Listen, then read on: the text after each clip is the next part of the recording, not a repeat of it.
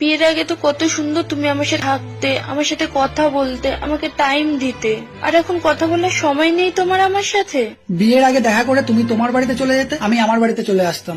তোমার যা প্রয়োজন সেটা তোমার বাবা মেটাতো, আমার যা প্রয়োজন সেটা আমার বাবা মেটাতো।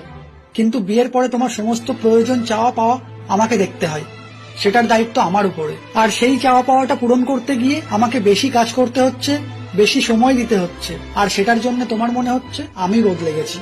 আসলে আমি বদলাইনি, সময়টা কমে গেছে, আমাদের চাওয়া পাওয়া বেড়ে গেছে। আগে তুমি রাগ করলে তোমার রাগ ভাঙাতে পারতাম, এখন তুমি রাগ করলে সেই সময়টা আমি পাই না যে তোমার রাগটা ভাঙাবো। আর বিয়ের পরে কঠিন বাস্তবটা সামনে চলে আসে, তখন মনে হয় সেই মানুষটা বদলে গেছে, ভালোবাসাটা কমে গেছে।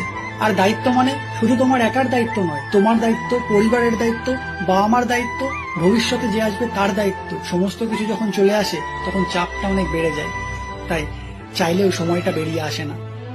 বিয়ের আগে দায়িত্বটা সবার সমান থাকে না, সবাই পরিবারের দায়িত্বটা কাঁধে নিয়ে তারপরে প্রেম করতে যায় না।